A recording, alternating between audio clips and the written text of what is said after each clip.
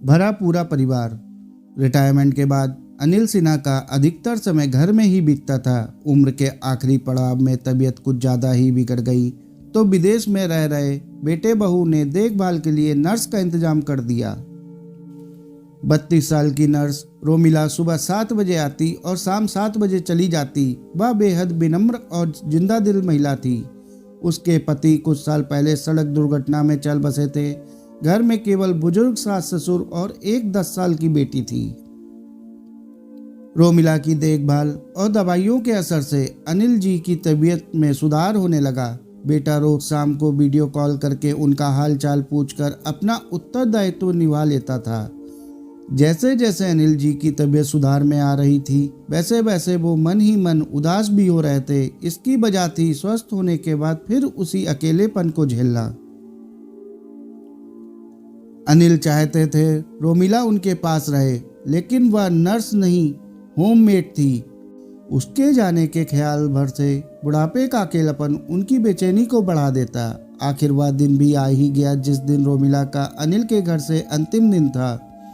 सुबह से ही अनिल जी का दिल भारी था। उन्हें ऐसा महसूस हो रहा था जैसे अपनी बेटी को विदा कर रहे हों। रविवार था, सो सानवी नर्स की बेटी भी रोमिला के साथ थी।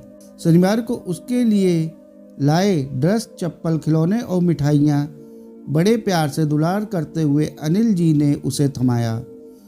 सानवी झिझकी और अपनी मम्मी की तरफ देखा। मम्मी की नजरों से हाँ का इशारा मिलते ही उसने सामान ले लिया। इसमें क्या है अंकल जी? रोमिला ने पूछा। तुम्हारे लिए सूट, अनिल जी ने कहा। लेकिन अंकल जी, इसकी क्या जरूरत थी? जरूरत नहीं थी बेटा, या तो बस एक बूढ़े पिता का अपनी बेटी के लिए प्यार समझो। यह कहते हुए अनिल जी ने आशीर्वाद भरा हाथ रोमिला के सिर पर फेरा।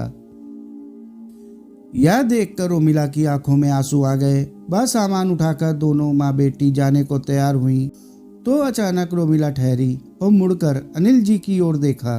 उनकी आंखों में भी आंसू थे। रोमिला चलकर अनिल जी के पास आई और उनके गले लग गईं।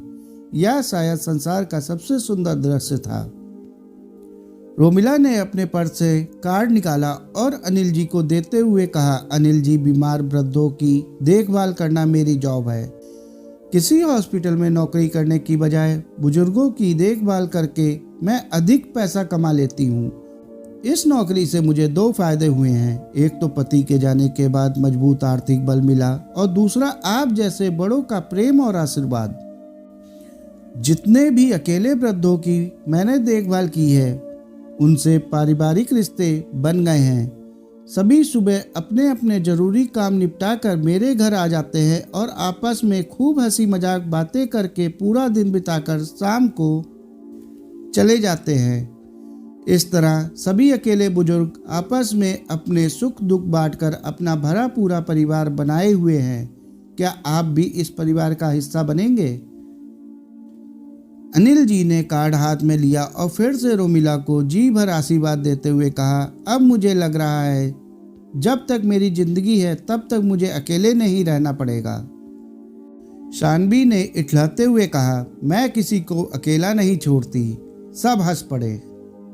साथियों, कहानी को अंत तक सुनने के लिए आपका बहुत बहुत शुक्रिया। कहानी अच्छी लगी हो तो कहानी को लाइक और चैनल को सब्सक्राइब कर लें। धन्यवाद।